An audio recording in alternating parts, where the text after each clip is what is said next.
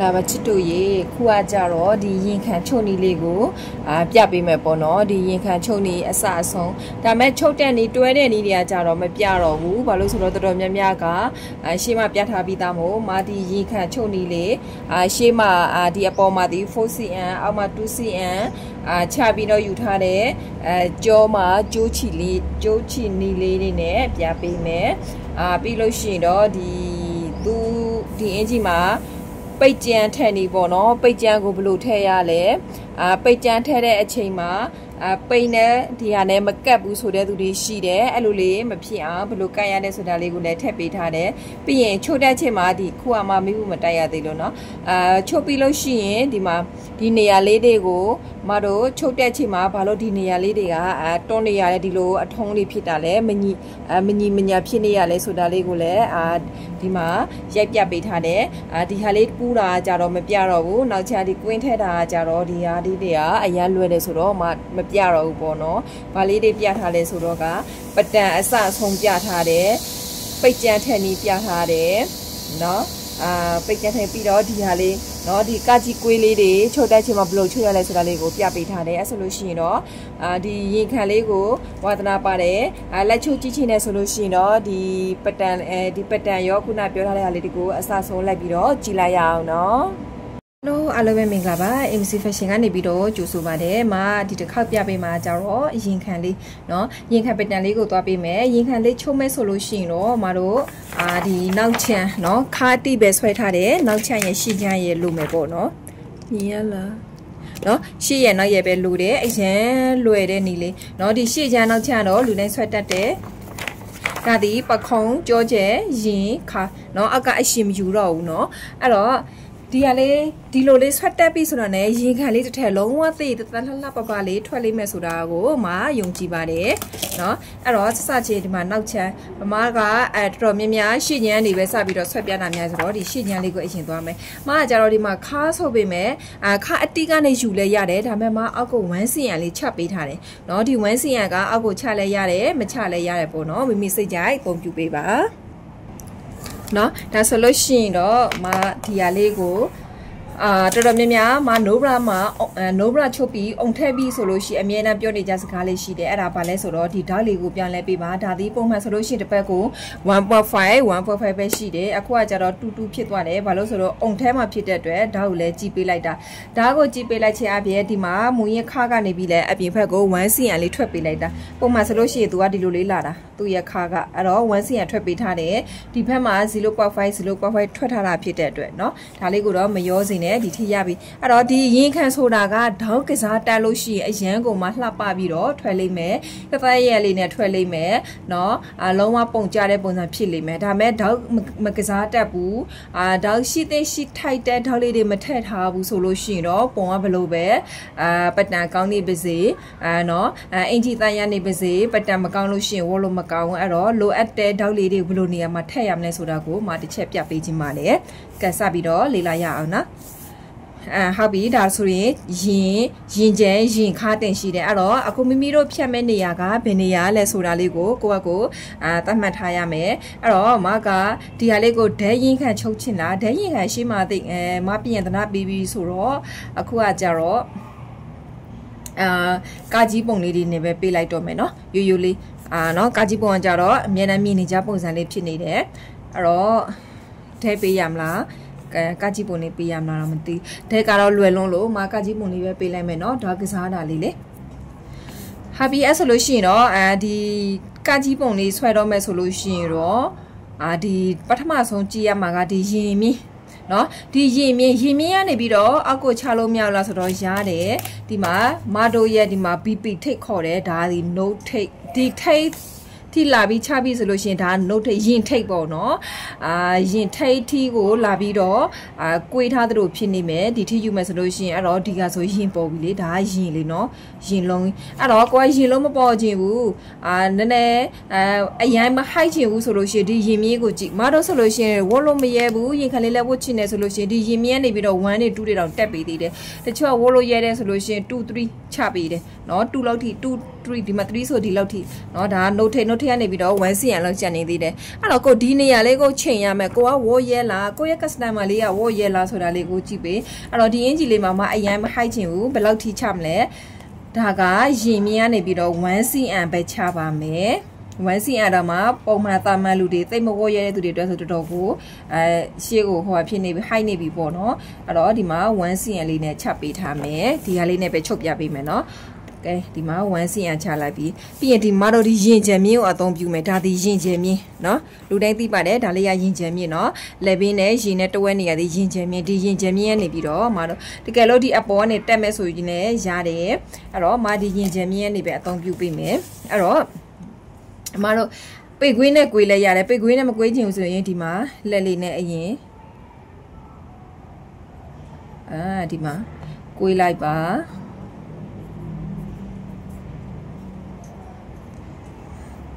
ကိုကဘလို့ပုံစံလေးနဲ့ကွေးချင်းအရင်ကွေးချင်းလားဒီကနေပြပြပြီးမှဒီနားမှာပဲခုံးချင်းလားနော်အဲ့ဒါတော့မိမိစိတ်ကြိုက်သူပြပါဒီရင်ကျမြင့်နေအပေါ်တက်လို့မြဲဆိုတော့တက်လို့ရတယ် 1cm နော်အများကြီးတော့ပေးမတက်နဲ့ဟိုးဂျိုင်းအောက်ကအရင်ဟိုဖြစ်နေလိမ့်မယ်နော်အပေါ်ရောက်နေလိမ့်မယ်အဲ့တော့ဒီမှာ 1cm လောက်တက်ချင်တပါဆိုလို့ရှိရင်တက်လို့ရမတက်ချင်ဘူးဆိုဒီကနေပြီးတော့ပြပြလေးလာလို့ရတယ်ကဲဒီမှာတက်ထားတဲ့ပုံလေးပြပေးမယ်နော်ဒီမှာတက်ထားရင်ဒီလိုလေးဒီထက်ကမှအရင်ကွေးချင်းတဲ့ဆိုလို့ရှိရင်ဒီမှာ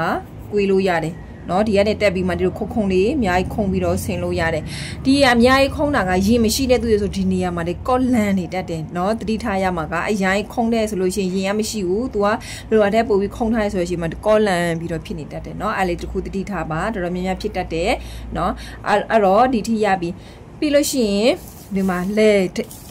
လက်နှုတ်မြင်ရှိတယ်ဒီမှာလက်ဘင်းနဲ့ပြီးထိကိုတစ်ချက်ဆက်ထားမယ်နော်အဲ့တော့တော်တော်များများဘာလုပ်သိလဲဆိုတော့ကိုရဲ့ရင်ဆိုင်တဲ့အောင်ခွက်တီကိုယူထားတဲ့ဒီဖြတ်ထားတဲ့ဟာလေးနဲ့ညီမညီဆိုတာအရင်တိုင်းရမယ်ပြီးမှဒီလက်ဘင်းဟိုဟာလေးလိုချင်တဲ့ဒီကွေးလေးတွေကိုလိုက်ပြီးတော့ကွေးရမယ်နော်အဲ့ဟာလေးကိုဒီဟာလေးကိုမကွေးခင်ဘာလို့သိလဲဆိုတာတစ်ချက်ပြပေးမယ်နော်ဒါမှတော့ချုပ်နေကြဆိုတော့ကိုကသိသွားပြီဘယ်လောက်ချိန်လို့ရှိရင်ရင်အောင်ခွက်တီဘယ်လောက်မှရောက်တယ်ဆိုတာအဲ့တော့ဒီအုံခွဲချိန်မယ်နော်ဒါအရေးကြီးတယ်ဘယ်လိုချိန်မလဲဆိုတော့ဒီ PP ထိတ်နဲ့ဒီရင်နဲ့ကိုတိုင်းလိုက်ပါအဲ့တော့6ရှိတယ်နော်ဒီ PP ထိတ်ကနေပြီးတော့ဒီရင်ကိုတိုင်းလိုက်တာ6cm ရှိတယ်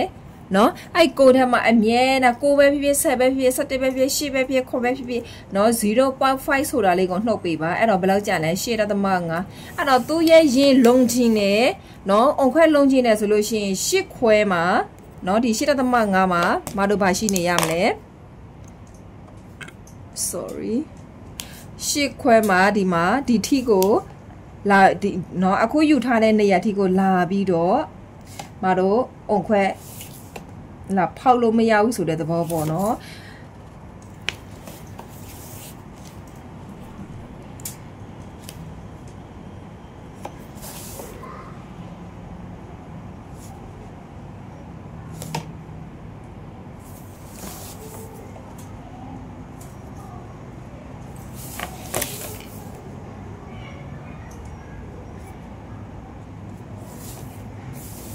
ဒီဟာလေးတွေကိုအရင်ဟိုဖြစ်တဲ့ဆိုရင်ကြိုပြီးကြည့်နော်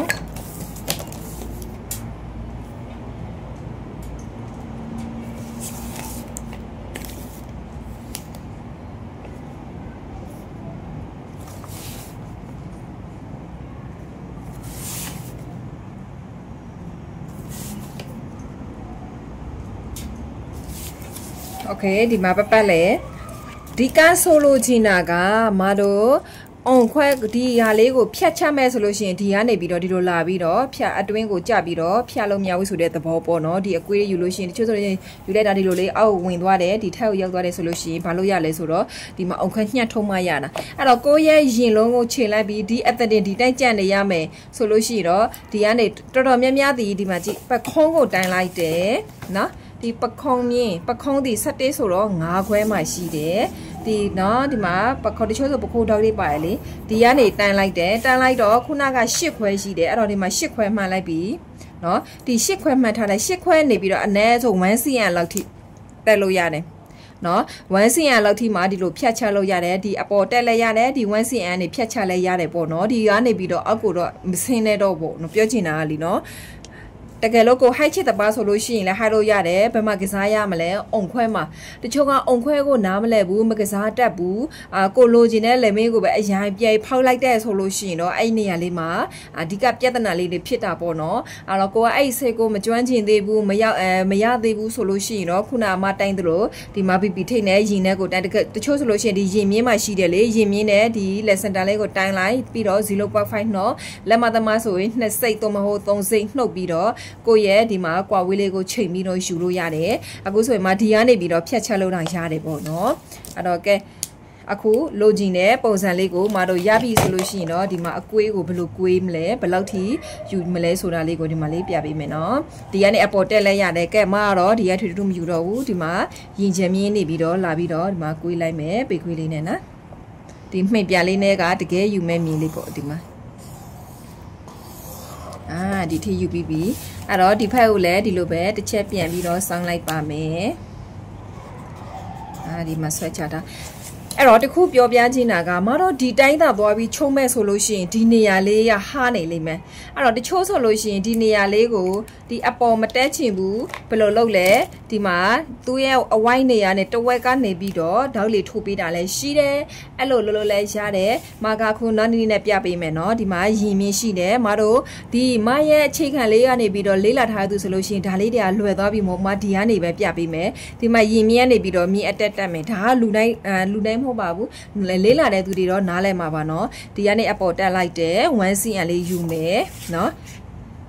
ဒါဆိုလို့ရှိရင်ဂျိုင်းမာက fit ဖြစ်သွားတာပေါ့နော်ခုနလိုဒီမှာဟာမနေဘူးတောက်လက်ထိုးစေရမလို့ဘူးပေါ့နော်ဒီလိုလေးရပြီနော်ဒီလိုလေးဆွဲထက်ထား 1cm တက်တယ်အရိုင်ဝါလို့ရှိရင် 0.5 ဆိုရပြီနော်ဒါပုံမှန်လူတွေကကြတော့ 1cm တက်ပေးတယ်ပြီးရင်ခုနကဒီဘက်ကိုမတို့လာသွားမလားဒီတိုင်းလေးလာလဲပြီးမှဒီမှာတစ်ချက်3ချက်ပြည့်အောင်ဆွဲပေးရတယ်နော်3ချက်ပြည့်အောင်ဆွဲပေးပါ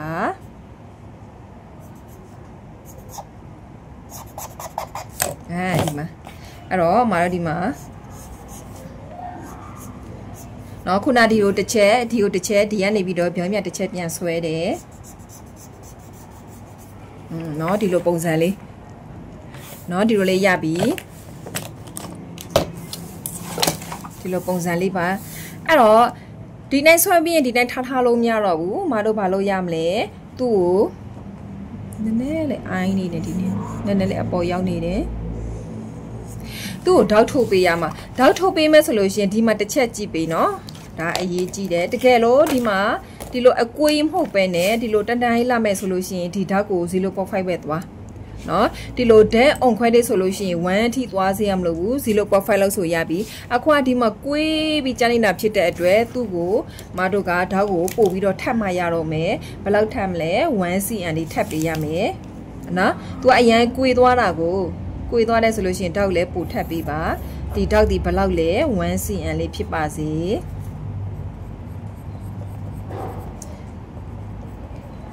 နော် 1cm လေးပါကဲပြီးလို့ရှိရင်ဒီမှာပခုံးတောက်ရှိတယ်ပခုံးတောက်ကိုလည်းအဲ့လိုပဲတစ်ဖက်ကို 0.5 တစ်ဖက်ကို 0.5 သွားပြီးတော့ 1cm တောက်လေးထပ်ပေးပါ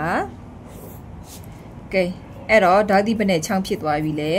တစ်ချောင်းနှစ်ချောင်းဖြစ်သွားပြီ 0.5 โอเคဒီလိုလေးရပြီအဲ့တော့ဒီမှာတစ်ခုရှိတယ်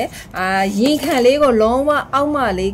ကက်လေးဖြစ်ချင်တယ်ကွာအရန်ကက်လေးနဲ့လုံးဝကြည့်လိုက်တာနဲ့ရှင်းရှင်းလေးဖြစ်ချင်တယ်ဆိုလို့ရှိရင် PP ထိတ်ကနေပြီးတော့မမြင်တမ်းပြောနေတယ်65ရဲ့အောက်ဆိုရင်ဘယ်လောက်စင်65ရဲ့အပေါ်ဆိုဘယ်လောက်ဆိုပြီးပြောထားတာရှိတယ်เนาะအဲ့တော့ဒီမှာတော့ထည့်ပြီးတော့မပြောတော့ဘူးเนาะဒီမှာမခွန်ခွဲမှာမှန်လိုက်တယ်မှန်ပြီးလို့ရှိရင်ဒီမှာမြင်းတစ်ချောင်းဆွဲလိုက်မယ်တစ်ဖက်ကို 0.5 အောက်ကို 0.5 မရှင်းမှအများကြီးပြောပြီးဆိုလို့ရှိရင်ထပ်မပြောတော့ဘူးเนาะဒီစကားပဲဖြစ်တယ်เนาะအဲ့တော့ရပြီဆိုရင်ဒီမှာမတို့နိုဘရာတောက်လေးထည့်မယ်ဒီနိုဘရာတောက်ထည့်တာလဲတော်တော်များများဗီဒီယိုဖိုင်တွေမှာပါပြီးသားအကြောင်းပြောတော့ဘူးเนาะ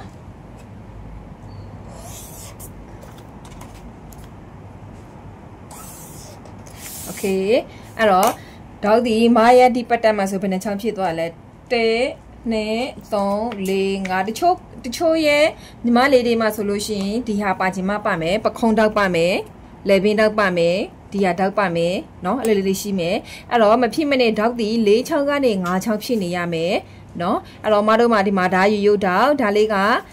နော်ဓာတ်တွေရှင်းပြပေးမယ်နော်ဒါကရိုးဓာတ်မဖြစ်မနေအင်ဂျီတစ်ထဲမှာရှိတဲ့ဓာတ်ဒါလေးရကြတော့မတို့ရင်ရှိမှလေးကကန့်လေးဖြစ်နေအောင်ထုတ်ပေးရတဲ့ဓာတ်ဒီဓာတ်ကမထုတ်လဲရတယ်ဒါပေမဲ့လုံးဝ body fat ဖြစ်ချင်တယ်တက်ရချင်တယ်ဆိုလို့ရှိရင်ဒီဟာလေးထုတ်ပေးပါဒါလေးရကြတော့ရင်ပိတ်ဓာတ်လေးပါလိုချင်ရင်လည်း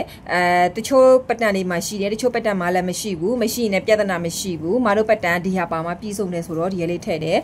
ဒီဟာမရှိပဲနဲ့တချို့ဆိုပခုံးတောက်ရှိမယ်အဲ့တော့ပခုံးတောက်လေးကိုထည့်ပေးပါပြီးရင်ဒီလက်နို့တောက်တီကကိုယ့်ဟာကိုယ်ထပ်ပေးရတဲ့ဒါလူတိုင်းမှာမရှိဘူးဒီလက်နို့တောက်ကလေအဲ့တော့မဖြစ်မနေထပ်ပေးရမယ်ဒါဒီတောက်နော်လက်နို့တောက်ပြီးလို့ရှိရင်ပခုံးမှာထပ်ပေးရမယ်ဒါလေးလည်းကတ်ချက်နေအောင်ထပ်ပေးတယ်နော်အဲ့လေးပဲကဲဒါဆိုဒီလောက်ပဲမခတ်ဘူးနော်အရန်ကိုလွယ်ရိုးအင်ကြီးတွေတဲ့ဆောက်ပေါင်းများစွာလဲတယ်ရင်ခံဒီထိပဲဒါဆိုရင်မဒီတောက်လေးကိုခောက်လို့ရပြီ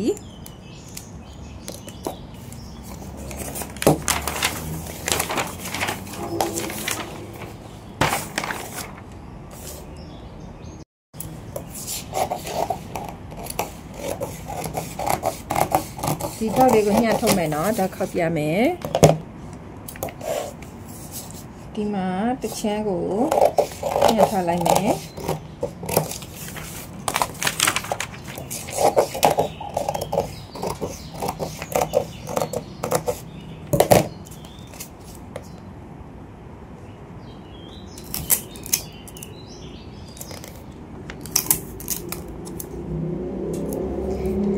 ကဲဒီဓာတ်ကိုခောက်ပြီးတာနဲ့ပြီးသွားလားဆိုတော့မပြီးဘူးဒီကနေပြီးတော့မတို့ 0.5 ဆိုပြီးတော့ပြန်စားပေးရမယ်ဒီ 0.5 ဒီခါမြင့်ထိလာပြီးတော့ဆက်ပေးပါโอเคเนาะဒီမှာစားချလိုက်တာโอเคဒါလေးတွေလည်းတေချာလေး glue စိုက်ပေးเนาะကဲပြီးပြီဆိုရင်ဒီရှိမှာဓာတ်လေးခောက်ပါမယ်ဒီကနေဓာတ်ရှောက်ခောက်သွားလဲရတယ်တူပါလေနာရီလက်တန်လေးလို့ခောက်ပြီးလဲရပါတယ်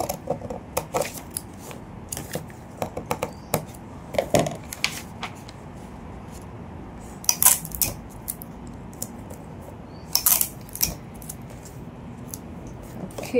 เนาะဒီမှာလင်တို့တောက်လေးထပ်ပါမယ်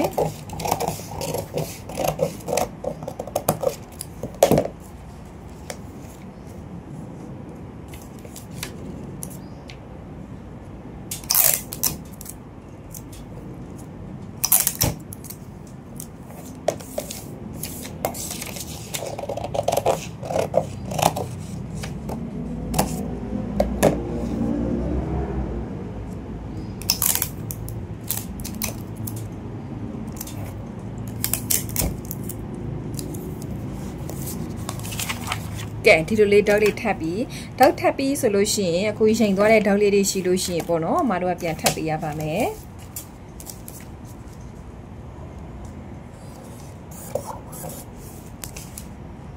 နော်ကဲရပြီဆိုရင်မှညှပ်ထုတ်လိုက်ပါမယ်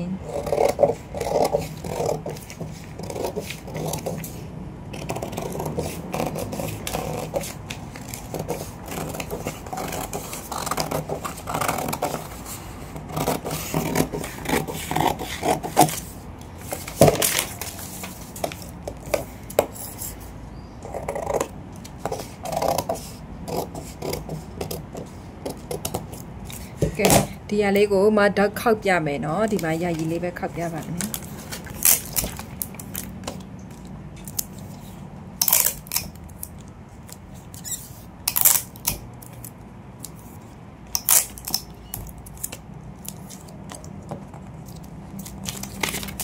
เนาะဒီမှာတိတ်လေးကတ်ပြီးတော့ကိုရဲ့အောင်ထွက်လှမလားဆိုတာလည်းကြည့်လို့ရပါတယ်ဒီမှာ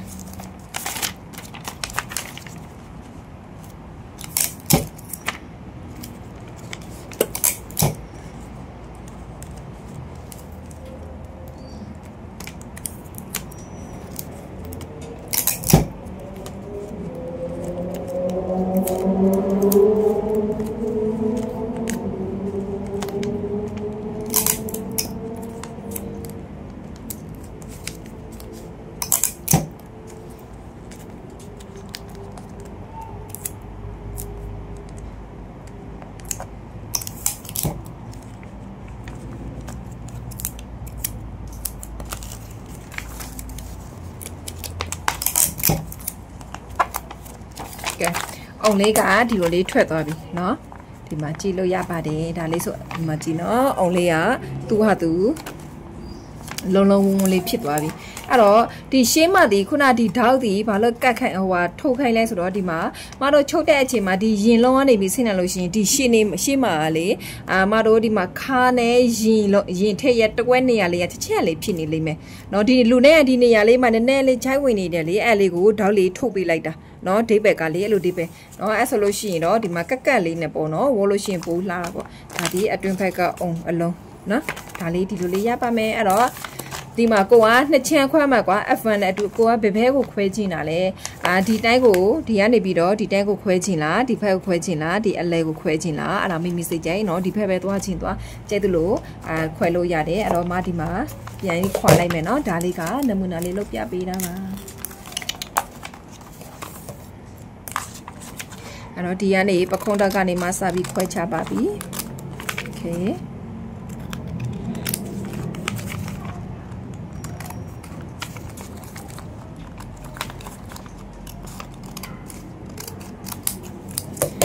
ဒီလိုလေးရပါပြီဒါဆိုရင်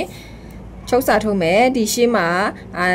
ကိုကချုပ်ရုံနဲ့လိုမယ်ဆိုလို့ရှိရင်ချုပ်ရုံနဲ့ထည့်လို့ရတယ်ချုပ်ရုံမယူဘူးဆိုလို့ရှိရင်ပိတ်ခောက်ကြောက်လေးနဲ့ယူပါမယ်သူ့ကိုပိတ်စ၄စားညှပ်ပေးရပါမယ်သူ့sorry ဒီပိတ်ခောက်ကြောက်နဲ့ဆိုလို့ရှိရင်2စားပါပိတ်ခောက်ကြောက်မရှိလို့ရှိရင်တော့4စားပေါ့နော်သူ့လည်း4စားညှပ်ပေးရပါမယ်အဲ့တော့ကော့ပိတ်ကိုအလှဖက်ကို4ထားလောက်ကပ်ပေးပြီးတော့အတွင်းဘက်ကို2ထားလောက်ကပ်ပေးပါကဲဒါဆိုလို့ရှိရင်ရပြီဒီအောက်ကိုကကြတော့အောက်နာခောက်စသည် 3cm လက်မသမားတွေကကြတော့တလဲမပေါ့နော် 3cmမမဒီဘေးမှာကြတော့ချုပ်စပါပြီးသားဆိုတော့အတီးဒီဂျိုင်းကို 1cm ဒီပတ်ပတ်လဲ 1cm သူ့လဲ 1cm သူ့လဲ 1cm ဒီရှေ့ကြတော့အတီးเนาะဒီပုံစံနဲ့ညှပ်ပါမယ်အဲ့တော့နောက်ချန်လေးလာပါမယ်ကဲဒါနောက်ချန်လေးရိုးရိုးလေးပါပဲအဲ့တော့ဘာတွေပြောင်းလဲရမလဲဆိုတော့ရှည်ရမ်းလို့ပဲဒီရင်နေရာလေးကိုအပေါ်မြင်းတစ်ကြောင်ဆွဲလိုက်ပါပြီးရင်ဒီမှာ 1cm လေးမှန်လိုက်မယ်ပြီးလို့ရှိရင်တော့ဒီမှာဒီရင်မြင့်ရှိတယ်ရင်မြင့်ကနေပြီးတော့ sorry ရင်မြင့်ကနေပြီးတော့မှ 4cm လောက်ချလိုက်ပါမယ်နော်ဒီမှာ 4cm မြင်းတစ်ကြောင်ဆွဲလိုက်ပါသူကလည်းဒီမှာ 1cm နေပြီးတော့မြင်းတစ်ကြောင်ဝင်လာတယ်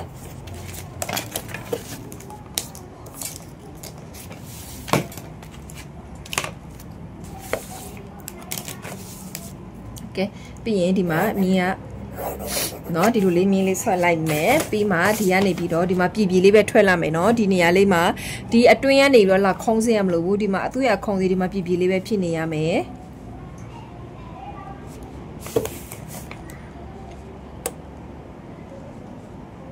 เนาะဒီမှာပြည်လေးထွက်လာမယ်ထွက်လိုက်မှဒီဘက်ကိုလာပြီးမှသူ့ကိုပြန်ဖြည့်မယ်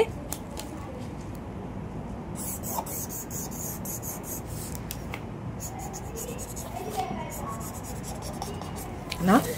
အဲ့တော့ဒီအင်ဂျီလေးကကြတော့မတို့နောက်မှကျိုးချီလေးနဲ့ထဲမယ်ဆိုတော့ဈေးတွေဘာတွေမတုံဘူးကျိုးချီလေးနဲ့သွားမယ်ဆိုရင်ဒီကနေပြီးတော့ဘယ်လောက်ထိရင်ဟာမှာလဲဒီဟာကကြတော့အရင်တော့သူကဟာတာဝမရဲဘူးဆိုလို့ရှိရင်မဒီမူရင်းမြင်းเนาะမူရင်းမြင်းကနေပြီးတော့ 4cm ပဲယူပါမယ်เนาะ 4cm ယူမယ်ဒီနောက်ကနေပြီးတော့ဘယ်လောက် 4cm တော့များသေးတယ်သူကတိတ်ပြီးတော့ဝမရဲဘူးဆိုတော့မဘယ်လောက်ထိယူမယ် 3cm ပဲယူလိုက်တော့မယ်เนาะနောက်မှကျိုးလေးရှိုံလေးပဲလိုချင်တယ်ဆိုတော့မ 3cm ပဲယူလိုက်တယ်ပုံမှန်ဆိုလို့ရှိရင်တော့မတော့ 5cm လောက်ယူတယ်เนาะ 5cm လောက်ဆိုလို့ရှိရင်အဆင်ပြေတယ်အဲ့တော့ 3cm အောက်ကို 2cm ပဲယူမယ်เนาะ 3cm ဆိုတဲ့အရင်နေတော့ 4cm ပဲယူလိုက်မယ်เนาะအပေါ်က4အောက်က2ကဲဒီလိုလေးအဲ့တော့ဒီနေရာလေးမှာမတော့ကြက်တီခွင်းလေးထည့်ပါမယ်เนาะကြက်တီခွင်းကဘာအတွက်လဲဆိုတော့ကျိုးအတွက်เนาะကျိုးထိုးမှုเนาะငါခွင်းလားအဲ့တော့ဒီအောက်မှာ 3cm ယူမယ်ချုပ်စာเนาะအဲ့တော့ဒီဟာလေးကမယူတော့ဘူးမတော့ဒီမှာကျိုးချီမယ်ဆိုတော့အဲ့တော့ဒီဟာလေးကိုမတော့တောက်ထည့်ပေးရမယ်ဘယ်လိုထည့်မလဲဆိုတော့တစ်ဖက်ကိုဒီเนาะသူဖြတ်ထားတဲ့နေရာလေးမှာပဲယူရမယ်တစ်ဖက်ကို 0.5 အဲ့ 0.5 နဲ့အောက်ကဒီမှာခါမြင့်ကိုဆက် 0.5 နဲ့သူ့ရဲ့ခါမြင့်ကိုဆက်ဒီလောက်ပဲเนาะအဲ့တော့ဒီဘေးမှာကျတော့ရှင်းချမ်းမှာ 0.5 သွားထားဖြစ်တဲ့အတွက်နောက်ချက်မှာလည်း 0.5 စာပေးပါ မှာနောက်ထပ်ဆိုလို့ရှိရင်ကြက်တီးဒီမှာကျိုးလေးနဲ့ပြပေးမယ်နော်ကျိုးလေးနဲ့အပေါ်မှာကွင်းချိတ်လေးနဲ့ပြပေးပါမယ်နော်ကဲကိုကတော့ customer အထက်လေးကကျတော့ဒီပုံစံလေးပြထားလေးဆိုလို့အဲ့ဆိုလို့ရှိရင်ဒီလောက်ပါပဲအရန်လွယ်တယ်နော်ဒီရင်ခံလေးရလေချုပ်တက်မတက်နော်ဒီကလေးသဘောတရားနားလဲပြီးရှေ့ကြနောက်ချဂျိုင်းဆွဲတက်ပြီးဆိုတာနဲ့ဒီရင်ခံလေးကဆွဲလို့ဆင်ပြေပြီအဲ့တော့မဒီဟာလေးကိုဓာတ်လေးကိုထက်ချင်တယ်ဓာတ်မထဲချင်ဘူးတခါလေးခောက်လိုက်မယ်နော်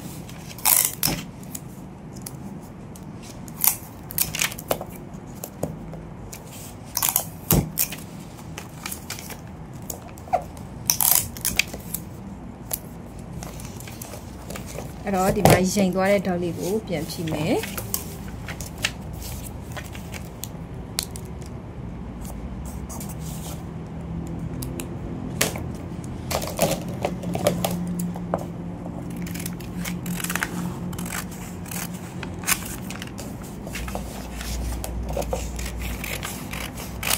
ကဲဒီလောက်ပါပဲရှင်ဒါဆိုရင်ဒါလေးကနောက်ချမ်းလေးပါ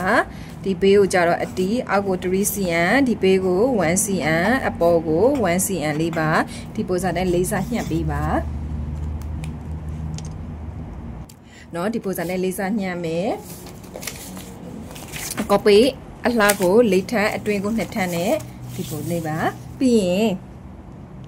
မတော်တခုတတိထားရမှာကဒီဘေးနှစ်ခုကိုရှင်ကြည့်ပါအတူရှိဖြစ်နေလို့ရှင်မရဘူးเนาะဒီမှာသူတို့နှစ်ခုကိုဒီမှာအမနဲ့လေးဒီမှာခဲလေးရနေပြီးတော့เนาะအဲ့တော့ကိုဒီမှာရှိကြနောက်ချမ်းဆွဲပြီးရင်တခါတည်းစိတ်မစိတ်လို့ရှိရင်ဘယ်မှာအန်ဒီရများလဲဆိုတော့ဘေးပူးတဲ့အချိန်မှာအန်ဒီရများတယ်ပြီးရင်သူတို့နှစ်ခုဒီမှာကြည့်ဒီကနေပြီးတော့ဒီချုပ်စာဒီမှာတော့မျက်နှာ3 cm ရှိနေတယ်သူဟာဒီညီနေရမယ်နော်ဒီနှစ်ခုဒီလိုဆုံလိုက်တာနဲ့ဥပမာဒီကနေပြီးတော့ဒီလိုကွေးပြီးလာလို့မရဘူးနော်ပြန်ပူးတဲ့ချိန်မှအန်ဒီရဖြစ်တယ်သူလည်းအဲ့လိုပဲဒီကနေပြီးတော့အရန်ဝိုင်းပြီးသွားလို့မရဘူးသူတို့နှစ်ခုဒီကနေပြီးတော့ 2.5 သုံးမဟုတ်3 cm လောက်ဒီကမြင်းဒီညီလေးဖြစ်နေရမယ်နော်အဲ့လိုလေမြင်းလေးညီပေးဒါမှသူတို့နှစ်ခုကိုမတော့မှဘေးမှာပြန်ထပ်ရမှာကိုဒါမှညီနေမှာလေဒါမှမဟုတ်လို့ရှိရင်တစ်ခုကတိုတစ်ခုကရှိပြီးတော့ဖြစ်တတ်တဲ့ဟောဖြစ်လာကိုချုပ်တဲ့အချိန်အဲ့ဒါလေးကိုမစစ်လို့နော်ဒီဟာလေးကိုစစ်ပေးပါအကြဒီကမှတ်ပြီးလို့ရှိရင်မြင်းတစ်ကြောင်ဆွဲတဲ့သူ့လည်းအဲ့လိုပဲ1 cm တက်ပြီးလို့ရှိရင်မြင်းတစ်ကြောင်ဆွဲတဲ့အဲ့ရနေမှာအောက်ကိုကွေးလို့မပြောတာနော်ကိုမတခုပြောလိုက်တဲ့အထဲမှာသူ့ရဲ့ဟိုဟာလေးတွေလိုအပ်ချက်တွေရှိမှဆိုလို့တခါတည်းဖြစ်ပြီးတော့ပြုတ်ပေးသွားတာလေနော်အဲ့ဒီတခုတော့သဘောပေါက်ပေးပါလို့ပြောချင်ပါတယ်ကဲဒါဆိုလို့ရှိရင်ဒီမှာပိတ်စာညှက်မယ်နော်ပိတ်စာညှက်တာလေးကတော့မပြတော့ဘူးကဲပြီးလို့ရှိရင်ဒီမှာဗာလဲဟိုဟာပိတ်ကြံကတ်တဲ့ချိန်မှာပိတ်ကြံကတ်တဲ့အချိန်ဟိုဟာဖြစ်တယ်ပေါ့နော်ပိတ်ကြံမကတ်ဘူးသူ့ရဲ့ပိတ်ကြံကဆိုင်မှာထားကြလို့မကောင်းတော့လို့လားအဲ့လိုလေးမရှိဘူးပိတ်ကြံကတ်တာမကတ်ဘူးဆိုတာမဆိုင်ဘူးဘာနဲ့ဆိုင်လဲဆိုတော့ကတ်နီလိုအပ်လို့နော်ကတ်နီလိုအပ်လို့အဲ့တော့မှပိတ်စညှပ်ပြီးလို့ရှိရင်ပိတ်ကြံကတ်တဲ့နီလေးပြပေးမယ်နော်အခုကကြတော့မပိတ်ကြံနဲ့ပိတ်နဲ့ကတ်လို့ရှိရင်လည်းမကတ်ဘူးဆိုတဲ့သူတွေအတွက်ကိုရည်ရွယ်ပြီးတော့ဒီဗီဒီယိုဖိုင်လေးကိုလုပ်ပေးလိုက်ပါတယ်အဲ့တော့ဘာလို့မကတ်လဲဆိုတာလေးကိုပြပေးမယ်မာဒါဒီအန်ဒါဖက်ဒါလေးကအလှမာကြတော့ရင်ခိုင်တဲ့ချုပ်ပြီးဆိုလို့ရှိရင်အလှဖက်ကိုကော်ပိတ်လိတ်ထက်ကတ်တယ်နော်ကော်ပိတ်အလှဖက်ကိုကော်ပိတ်လိတ်ထက်ကတ်တယ်အတွင်းဖက်ကို2ထက်ကတ်တယ်အဲ့တော့ဒီအတွင်းဖက်မှာဒီပိတ်ကြမ်းညှက်ပြီးတော့ထဲတာလေးကိုမပြပေးခြင်းနဲ့ဒါလေးကကြတော့အလှဖက်ကိုတိတမထထားလိုက်မယ်နော်ရှုံးနေမှာဆိုလို့ဒါလေးဒီအတွင်းဖက်နော်အတွင်းဖက်မှာမကတ်ကြီးလေးတောက်ပြီးလို့နော်ကတ်ကြီးလေးတွေတောက်ပြီးတော့မာဒီယာလေးကိုကာဗွန်နဲ့မလှိမ့်ဘူးဒီယာလေးကိုပိန်အပ်ဖြုံမယ်နော်ဒီမှာခဏထားမယ်ပြီးရင်ဒါလေးပတန်ပြန်ယူမယ်ကွာပြောချင်တာကအလှချောင်းအရင်ညှက်လိုက်ပြီးရင်အတွင်းချမ်းကိုညှက်ပေးအတွင်းနဲ့အလှကိုကြိုက်တဲ့ဟာအရင်ညှက်ပေါ့နော်ညှက်တာကတော့လေကဲဒီမှာညှက်ပြီးပြီဒါအတွင်းထက်ဒီအတွင်းထက်လေးကိုယူမယ်ခဏလေးထားမယ်ကဲဒီမှာမတို့ရဲ့ပတန်လေးကိုပြန်ကြည့်မယ် ဒီပတ်တန်မှာမရဲ့ချုပ်စာဒီဘယ်လောက်ရှိလဲဆိုတော့3 cm ရှိတယ်အဲ့တော့ဒီမှာ3 cm တကယ်လို့ချုပ်စာကပိတ်စားပေါင်းရောင်းမှထုတ်တဲ့ဆိုလို့ရှိရင်ဘာမှလုပ်စရာမလိုဘူးမဒီမှာပတ်တန်မှာချုပ်စာကိုပါထားတဲ့ဆိုတော့ဒီမှာချုပ်စာလေးကိုမအရင်ဟိုဖြစ်လိုက်မယ်ညှပ်ထုတ်လိုက်မယ်ဒီ3 cm လေးကိုညှပ်ထုတ်လိုက်ပြီးဒါကဘာအတွက်လဲဆိုတော့မြတ်တီတီကိုပိတ်ခွေးရှိလားဟိုမိလာရပြိုင်လားနော်ဒီ3 cm လေးကိုမကြည့်ဟုတ်ပြီနော်ဒီမှာချုပ်စာမပါသေးဘူးချုပ်စာမပါသေးဘူးအဲ့တော့အသတင်တိုင်းကိုယူမယ်နော်အောက်နာခောက်စာမပါသေးတကယ်လို့ချုပ်စာလေးတွေရှိလို့ရှိရင်အကုန်ညှပ်ထုတ်ထားအဓိကကြတော့ဒီပိတ်ကျန်းညှပ်တဲ့အချိန်မှာဒီချုပ်စာလေးတွေကိုတစ်ခုမှမယူညှပ်ထုတ်လိုက်ပြီနော်နောက်ချက်မှလည်းအဲ့လိုပဲမတို့3 cm လေးယူထားတယ်ချုပ်စာလေးကိုညှပ်ထုတ်လိုက်ပါတော့မယ်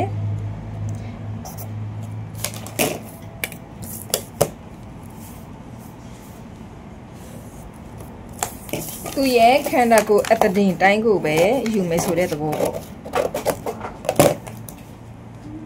နော်အဲ့ဆိုရပြီဒီခန္ဓာကိုယ်တိုင်းကိုမတို့ကအရပြီအတတင်တိုင်းတော့ဘာမှချုပ်စာလေးတွေဘာမှမထုတ်ထားဘူးဆိုတော့ဒီတိုင်းယူလို့ရပြီနော် F1 F2 ဒါနောက်ချမ်းဒါဆိုရင်မတို့ပိတ်ကြမ်းကိုညှပ်ပါမယ်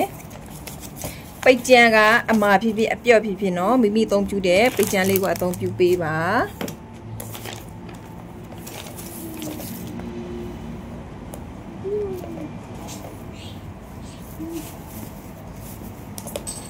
ပိတ်ကျန်းဆိုတာကကော့ပါတယ်နော်တစ်ဖက်မှာကော့ပါတယ်ဒီဟာလေးတွေထိုင်းရောက်ရှိမြန်မာများလိုအပ်တဲ့ဆိုလို့ရှိရင်တော့ဒီ AMC Fashion မှာမှာယူလို့ရပါတယ်ဝယ်ယူလို့ရပါတယ်နော်ရောင်းပေးပါတယ်ဒီဟာလေးတွေအခုမှသုံးနေတဲ့စက်ချုပ်ပစ္စည်းနဲ့ပတ်သက်တာလေးတော်တော်များများတော့စုံပါတယ်နော်မှာယူအားပေးလို့ရပါတယ်ရှင်ဒါလေးတွေဝယ်ရခက်တယ်ထိုင်းမှာကိုယ်ကမတက်ဘူးဆိုလို့ရှိရင်တော့မှာယူလို့ရပါတယ်ကဲဒါပိတ်ကြမ်းလေးမှာခောက်လိုက်ပြီးပြီးရင်ခုနကအသတင်တန်ဖုံးလေးကိုတင်ပါမယ်ချင်း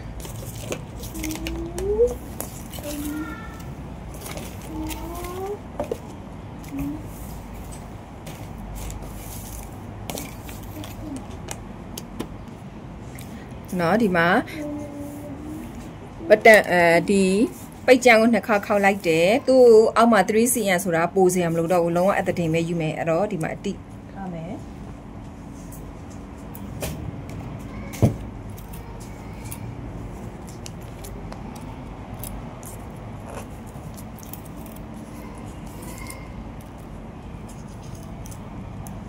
နော်ကဲသူ့လည်းမတို့ချုပ်တက်ချိန်မှာလုံးဝချုပ်စာထုံးစရာမလိုဘူးဆိုတော့အတီးယူလို့ရပါတယ်เนาะချုပ်စာတွေဘာမှထုံးစရာမလိုဘူးတခုပဲမှတ်ထားပေါ့နော်ပိတ်ကြမ်းညှက်တဲ့အချိန်မှာပိတ်ကြမ်းကတ်မဲ့ဆိုလို့ရှိရင်ချုပ်စာတွေဘာချုပ်စာမှမလိုဘူးဆိုတဲ့သဘောတရားပေါ့ကွယ်ဒါလေးကိုချုပ်လဲချုပ်ပြမယ်နော်တကယ်လို့ဒီ page ကလူတွေကကြတော့ဒီအခုချုပ်နေတဲ့ရင်ခံလေးကိုပတန်ရောချုပ်နေအစဆုံးသိကြည့်နေဆိုလို့ရှိရင်တော့ YouTube မှာပဲကြည့်နော် YouTube မှာတပိုးလုံးတင်ပေးထားပါတယ်ကဲစပြီးညှပ်ပါပြီဒီလိုအတိပဲညှပ်ပါမယ်ဘာမှအပိုလိုမယူပါဘူးရှင်ဘာချုပ်စာမှမထုတ်ပါဘူးရှင်ကဲ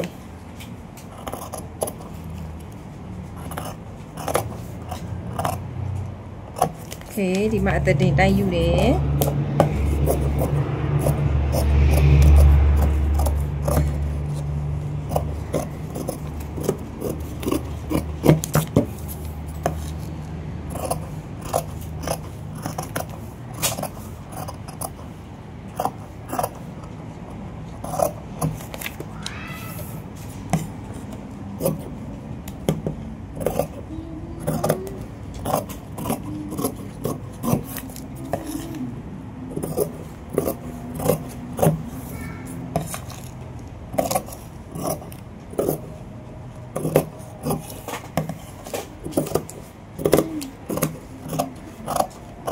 ကဲရပါပြီဒါဆိုလို့ရှိရင်တော့ဒီမှာညှပ်ပြီးပြီဘာလို့ရမလဲဆိုတော့เนาะ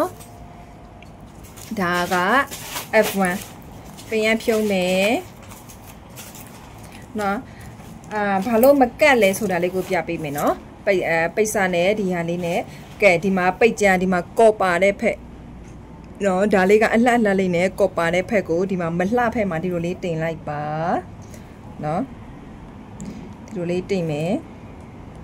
ပြီးတော့အောက်မှာကမတို့ 3cm မမတော့မှတ်ထားတာရှိတယ်အောက်နာခောက်စာ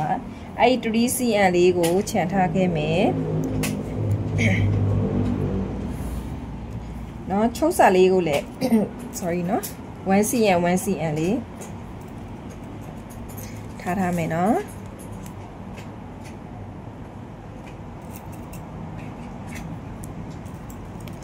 ဒီဟာမှာကြတော့အတွင်းထမ်းမှာချုပ်စာကို7.5လောက်ပဲယူထားနော် 1cm တော့မပြည့်ဘူးလေးလာနေတဲ့သူတွေကတော့ 1cm လား4cm လားပြည့်အောင်ယူပေးနော်ကဲဒီမှာမလှဖက်နဲ့ကော့ပါတဲ့ဖက်ကိုဒီလိုလေးကတ်ထားလိုက်ပြီးနောက်ထပ်ရှေ့ကြမ်းဦးမယ် F2 ဒီ F2 လည်းအဲ့လိုပဲကတ်ပေးပါနော်ဒီအပြင်မှာတစ်ခါလဲကတ်ပေးပါတို့ကြတော့ဘေးမှာ 3cm ချုပ်စာရှိတာ哦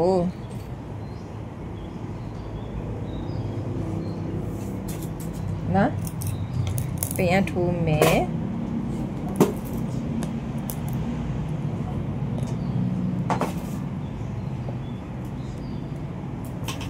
ကျန်တဲ့တစ်ဖက်ကိုလည်းကပ်ပါမယ်စိတ်ရှိလက်ရှိနဲ့လုပ်ပြီနော်လောလို့မရဘူးကိုအထက်လေးလှချင်နေတသက်ရလေးထွက်ချင်နေဆိုလို့ရှိရင်တော့စိတ်ရှိနဲ့လုပ်ပေးပါ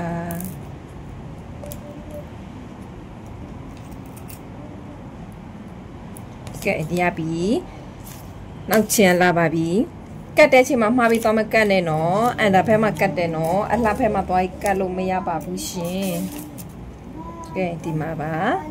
ဒါလေးဒီကောပါတဲ့ဖက်ဒီမှာနော်ဒါကောပါတဲ့ဖက်ဒီမှာကဲဘေးမှာ 3cm လေးခြံထားမယ်အောက်မှာ 3cm လေးခြံထားမယ်အောက်မှာ 1cm လေးပါ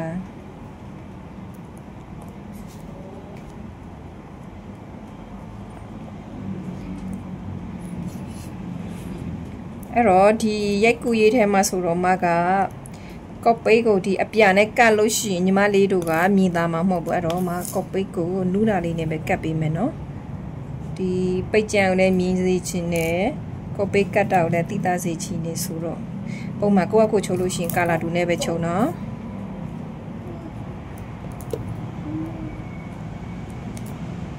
ကဲโอเคရပြီဒီလောက်ရလို့ရှိရင်မတို့ copy cut တဲ့ဟုတ် copy cut တဲ့နေရာသွားရအောင်နော်ဒါကဒီလောက်ထိသဘောတရားနားလည်မယ်လို့မျှော်လင့်တယ်အဲဆိုရင်မတို့ copy cut မယ်ကဲဒါဆိုလို့ရှိရင်ဒီမှာเนาะမတို့စပြီးတော့ copy cut မယ်ပိတ်ကြံကတ်မယ်ပေါ့နော်မာဒီ color လေးနဲ့ပဲဟိုဖြစ်တော့မယ်နော်အဖြူလေးရှိရင်ပိုကောင်းမယ်ပိုမြင်သားမယ်ဒါလေးမြင်ပါရဲ့နော်အဲ့တော့ပထမဆုံးမကတ်နေအောင်ရေလေးနဲ့အရင်ပြန်လိုက်မယ်ပြီးရင်ပင်အဖြုတ်မယ်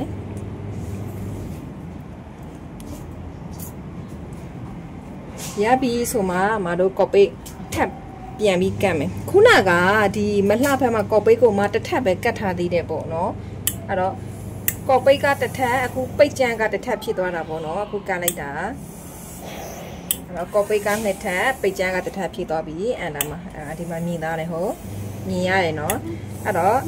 copy ဒီပိတ်ကြံကိုဘယ်လိုကတ်ရလဲပိတ်ကြံကတ်တာမကတ်ဘူးဆိုတော့မေးထားတဲ့သူတွေအတွက်ကိုဒီလိုလေးကတ်ပါတယ်ရှင်နော်အဲ့တော့ပြီးလို့ရှိရင်ကိုညှက်ထိုးနော်မာတော့ညှက်ထိုးတာလေးကိုမပြတော့ဘူးအဲဒီမှာအလုံးကိုဒီလိုပဲကတ်ပါတယ်နီးသေးရင်တော့အရင်လွှဲတာပေါ့နော်ကဲဒီလိုလေးပါ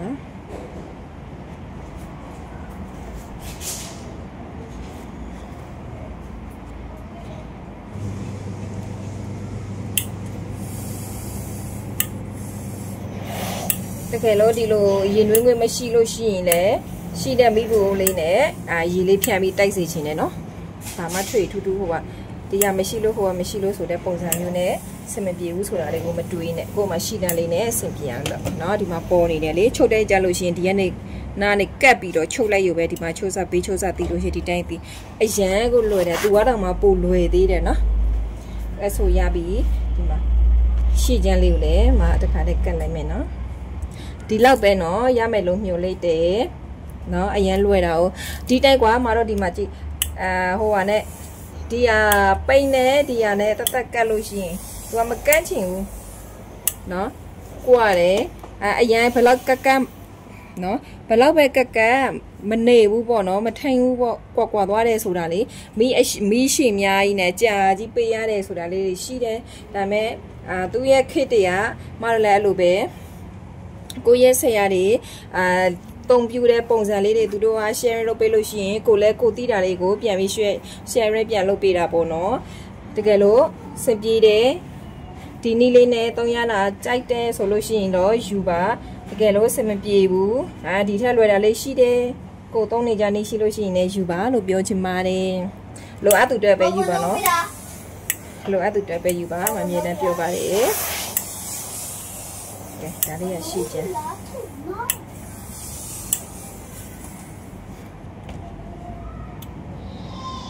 ကဲခုဆိုရင်ဒါလေးကရှေ့ချမ်းလေးတွေလည်းပြီးကုန်ပြီနောက်ချမ်းလည်းပြီးပြီဆိုလို့ရှိရင်ပူတဲ့အချိန်မှာသူ့မှာပေါ်နေတဲ့ဒီအကြောင်းလေးတိုင်းကိုမတို့1 cm ချုပ်လိုက်လို့ရှိရင်ပြီးပြီဒီဒါလေးကအလှဖက်လေးထပ်ကတ်ထားတဲ့ဖက်ဒါလေးကိုအစဆုံးကြည့်ချင်းနေဆိုလို့ရှိရင်တော့ YouTube မှာပဲကြည့်ပေးနော်ဒီမှာကျတော့အရှိတင်ဖို့မှဟိုကလိုရတာနဲ့ခက်ခဲလို့ကြာလို့နော်အဲ့တော့ဒီအခုပြပိတ်တာကမတို့ပိတ်ကျန်းကိုဒီရင်ခံပေါ်မှာ no bra ပေါ်မှာဘယ်လိုကတ်ရတဲ့ဆိုတဲ့နီလေးပဲဖြစ်ပါတယ်အားလုံးဆင်ပြေကြပါစေနော်အခုဆိုရင်မဒီမှာအခွဲတော့ဒါအခွဲမထည့်သေးဘူးပေါ့နော်ဒီမှာဒီလိုလေးချိုးလိုက်ပြီးเนาะဒါပူတဲ့ဟာတော့မပြတော့ဘူး F1 F2 ရှင်းတင်ကန်စနေမှာပြထားတာရှိတယ်ဆိုတော့လေဒီမှာထွေထူးမပြတော့ဘူးပြီးရင်ကော်ချောင်းထည့်မယ်ပူထားမယ်နောက်ဒီအလှဖက်ကိုလည်းမိဘူးတိုက်မယ်နော်မိဘူးတိုက်မယ်ပြီးတော့ရှင်ပူထားတယ်မိဘူးတိုက်တယ်နောက်ချောင်းကြတော့မထွေထူးဘာမှလုပ်ဆက်မရှိဘူးအောက်နောက်ပိတ်ထားတယ်နော်ဒီမှာအောက်နားလေးပိတ်တယ်အပေါ်ချုပ်ပြီးပြီးဒီမှာအပေါ်4 cm အောက်ကို2 cm ဒီလိုလေးယူထားတဲ့ဒီဇိုင်းလေးနော်နောက်ချမ်းကြတော့လွယ်လို့မာဒီတန်းချိုးလိုက်ပြီးရှေ့ချမ်းကိုလည်းပူပြီးပြီးအဲ့တော့ဘာလို့ရမလဲမတို့အုံခွက်ထည့်မယ်အုံခွက်မထည့်ခင်မတို့ဘာလို့သိတယ်ဆိုတော့ဒီသူတို့နှစ်ခုကိုငုံပြီးချုပ်မယ်ဒီဟာကြတော့ထွေထူးပြစရာမရှိဘူးဆိုပေမဲ့ဒီမှာဒီအကွေးလေးတွေမှာချုပ်တဲ့ပုံစံလေးကိုပြပေးခြင်းတာနော်ဒါပေမဲ့ဒီမှာကြတော့မတို့ပိန်နဲ့ဆန်နဲ့ချုပ်တဲ့အချိန်မှာလေဒီနေရာလေးဒီအချွန်လေးဆိုလို့ရှိရင်မတို့ကက်ကြီးလေးတောက်ထားတာလေသိလားအဲ့တော့ကက်ကြီးတောက်လိုက်တယ်ဒီနေရာလေးထိအဲ့လိုတောက်ပြီးမှကက်ကြီးတောက်ပြီးမှအပေါ်ကနဲ့တွဲပေးနော်အပေါ်ကဆန်နဲ့တွဲပေးအဲ့ဆိုလို့ရှိရင်အရန်တချမ်းပြီးမှတချမ်းတွဲနော်ဒါဒီဟာလေးတွေမှာဟိုပညာသနာမှာထည့်ပေးထားပြီလားမသိဘူးเนาะဒီ YouTube မှာလေเนาะဒီလိုလေတချမ်းချုပ်လာဒီမှာကက်ကြီးတောက်ထားတယ်ဆိုလို့ရှိရင်ဒီမှာတချမ်းထားပြီးလို့ရှိရင်ကျန်တချမ်းကိုဒီလက်မတာကိုအပေါ်မြှောက်ပြီးမှဒီကပြန်ချုပ်အဲ့ဆိုလို့ရှိရင်လုံးဝကွေးတိုင်းထွက်တယ်เนาะဒီဟာလေးကကြတော့မှဒီမှာဒါအရင်ခံလေးရဒီလိုချုပ်ရတာလွယ်တယ်ဆိုတော့เนาะဒီလိုလေးကက်ကြီးမတောက်ပဲနဲ့ချုပ်လိုက်မယ်ကက်ကြီးတောက်ပြီးလဲခုနပြောသလိုညှက်ခွဲပြီးလဲချုပ်လို့ရတယ်နော်ကိစ္စမရှိဘူးလွယ်တယ်နှစ်နည်းစလုံးနဲ့ရအောင်ပါဒီပါးစာလေးနဲ့တင်ပေးထားဘူးသလိုပဲနော်မတင်ပေးသေးဘူးဆိုလို့ရှိရင်ဒီ comment အောက်မှာရေးပေးခဲ့နော်ဒီဗီဒီယိုဖိုင်အောက်မှာပါးစာနဲ့ချုပ်တာလေးကိုပြပေးပါအောင်ဆိုပြီးတော့ပြပြီးသားဆိုလို့ရှိရင်ဟိုဖြစ်နေတော့နော်နောက်ထပ် file တွေနောက်ထပ်ဒီရင်ခတ်တင်ငန်းစာဘာနဲ့လာမလဲဆိုတော့မဟုတ်ပါလေးနဲ့လာမယ်ကွင်ချိတ်လေးနဲ့လေအတိုးလျှော့ဘောလီကျိုးပုံစံလေးနဲ့လာမယ်နော်ဒါလေးတွေကရိုးနေပြီပြပေးထားတာလေဒီအင်ဂျီလေးကမှပိတ်ကြံကတ်တာလေးကိုပြပေးခြင်းလို့ပဲနော်ထွေထူးတော့မရှိပါဘူးကဲစပြီးတော့ချုပ်ပါမယ်နော်ချီတော့မယ်ချီကိုနည်းနည်းစိတ်လိုက်တယ်မာဒီမှာလေချီနည်းနည်းလေးပို့ပြီးပိတ်စိတ်တယ်ပြီးရင်မတော့ဒီမှာမြင်နေရတယ်နော်မဘက်မှာတော့မြင်နေရတယ်ဒီပိတ်ကြံကတ်ထားတဲ့ဟာလေးတွေကတော့သူ့တိုင်ပဲယူပြီးတော့အမချုပ်လိုက်ရုံပဲနော်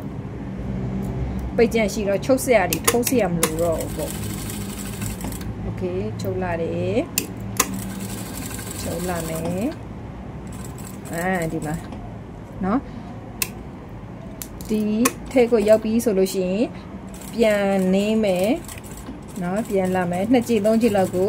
ပြန်သွားပြန်လာချီတုပ်လိုက်တာပေါ့ကွယ်နော်ချီတုပ်လိုက်တဲ့ဒီကွာနေရလေးတွေတော်တော်များများအဲ့လိုတင်တင်လေးနဲ့ဆွဲထားရတာဖြစ်တယ်နော်တင်တင်လေးနဲ့ဝတ်ထားရတာဖြစ်တဲ့အတွက်သူကဟားနိုင်တယ်ချီပြတ်နိုင်တယ်အားကြောင့်2ကြိမ်3ကြိမ်လောက်ပြီးတော့ဒီဘက်ပြန်လာမှာနော်ဒီမှာကက်ကြီးလက်တောက်စီရမလို့ဘူးလက်မတန်လေးကိုအပေါ်မြုပ်တယ်ပြီးရင်ဒီဘက်လှည့်လိုက်ရုံပဲနော်ဒါချုံနေကြသူတွေကတော့လုံးဝကိုပြောစရာမလိုဘူးနော်ခုလက်ရှိလေးလာနေတဲ့သူလေးတွေ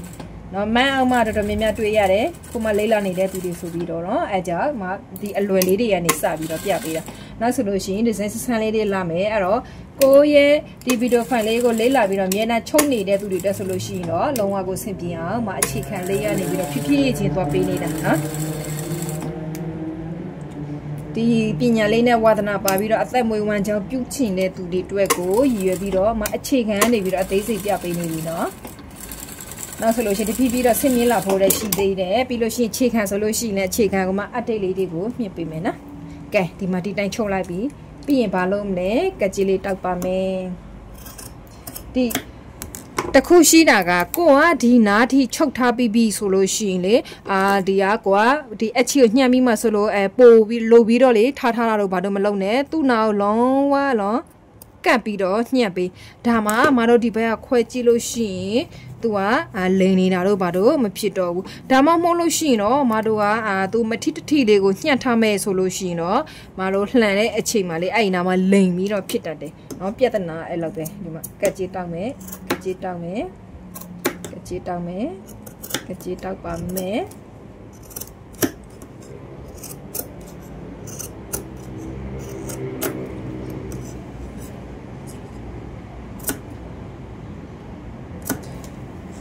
ဒီလိုအစိတ်စိတ်သေးလေးနာမှာပို့ပြီးတော့ဂယုဆက်ပေးပြီးတော့လုပ်ပေးပေါ့နော်ဒီကပြောချင်တာကွေးတဲ့နေရအရန်ကွေးများတဲ့နေရဆိုလို့ရှိရင်စစ်စိတ်လေးတောက်ပေးကက်ကြီးကိုလေသိလား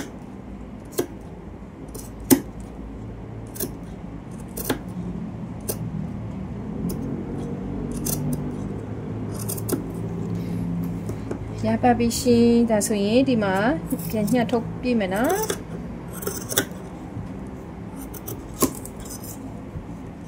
ဒီချိုးဆိုလို့ရှိရင်ဒီအချီမစိတ်ဘူးပုံမှန်ချီနဲ့သွားမယ်ဆိုလို့ရှိရင်နှစ်ကြောင်းနှင်းပေးရတယ်နော်ပြန်လှန်လို့ရှိရင်ဖြစ်မှာဆိုလို့နှစ်ကြောင်းနှင်းပေးရတယ်နော်မတော့ချီကိုစိတ်လိုက်တယ်တစ်ကြောင်းပဲနှင်းတယ်ကဲမလှန်ထုတ်ကြည့်ပါမယ်ဒါဒီမတော့ချီတစ်ကြောင်းမလှဘက်ကိုမနှင်းရသေးဘူး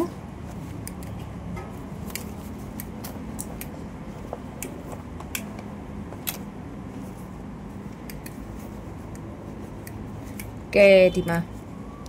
ဒီရဲ့ကာကြီးကွေးလေးပုံစံထွက်မထွက်ဆိုတာဒီမှာတင်တက်သေးပါပဲเนาะဒီမှာတကယ်လို့ခုနကက်ကြီးတောက်တဲ့နေရာမှာမတို့လိုအပ်သွားတယ်ဆိုလို့ရှိရင်တော့ဒီနေရာလိန်ပြီးတော့ဖြစ်နေမယ်เนาะအခုကတော့မဖြစ်ဘူးပုံမှန်ပါပဲကဲသူ့မှာတကြောင်တော့မနေရသေးဘူးเนาะတကယ်လို့ချီကအပေါ်နဲ့လေးထုံးလေးနဲ့ဒီမှာတကြောင်လေးမြင်နေရတယ်ဆိုရင်ဒါလေးကိုနည်းနည်းလေးညှက်ထုတ်โอเคဒီမှာကြည့်လာလိုက်တာဘာ error မှမရှိဘူးเนาะအတွင်းအပြင်လိုချင်တာကဒီလိုပုံစံလေးเนาะကိုယူထားတဲ့ပုံစံလေးကိုထွက်အောင်လိုချင်တာเนาะအဲ့လေးရပြီဆိုလို့ရှိရင်တော်ပြီပဲเนาะငါတို့ရဲ့မတို့ရဲ့ဟိုပါပေါ့လေးလာနေတဲ့သူလေးဒီလိုလေးထွက်ပြီဆိုလို့ရှိရင်မတော့အားရကျဉ်းပါပြီရှင်ဒီလိုပုံစံလေးရပြီပြီးမှမတို့တကြောင်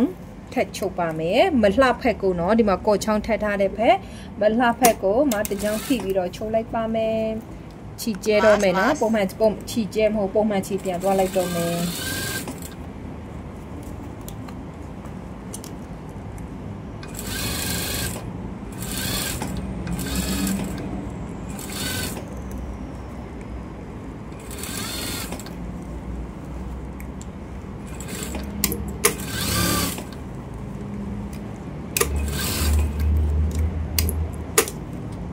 ကဲဒီနေရာလေးဆိုဒီမှာကြည့်ဒီလိုချိုးလိုက်တော့ဒီမှာတောလိမ့်နေတယ်အဲ့လေးကိုလက်မလေးကိုဟိုဘက်လှုပ်ပြီးတော့ဒီလိုလေးတောဟိုဟာဖြစ်လိုက်ပို့လိုက်ဟိုဘက်ဒါဆိုရင်ဒီဘက်ကိုလွယ်သွားပြီ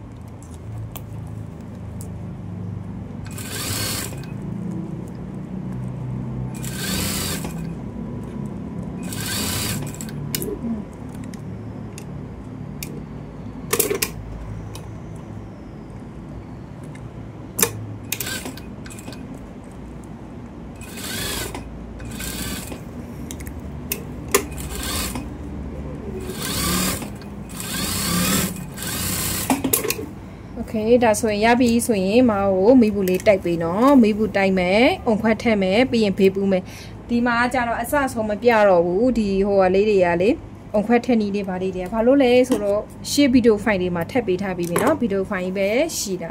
ဖြစ်မယ်အဲ့တော့ဒါလေးကိုဒီမှာတင်ဆုံးသက်ပါမယ်မိဘူးတိုက်မယ်မိဘူးတိုက်ပြီးရင်ဒီမှာမတို့အုံခွက်လေးထည့်ပါမယ်နော်အုံခွက်ထည့်တာတော့မပြတော့ပါဘူးရှင်နော်လှလှပပလေးသေးသက်လေးနဲ့လုံးမယ်ပြီးရင်ဘေးပူးမယ်ဒါဆိုရင်ပြီးပြီနော်